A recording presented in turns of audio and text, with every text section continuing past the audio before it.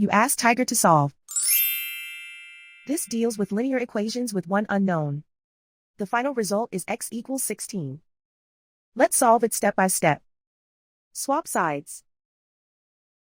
Group all constants on the right side of the equation. Add 2 to both sides.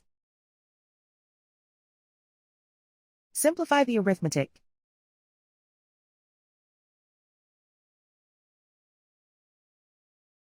Isolate the x. Multiply both sides by 4. Group like terms. Multiply the coefficients. Simplify the fraction. Simplify the arithmetic. And so the final result is x equals 16.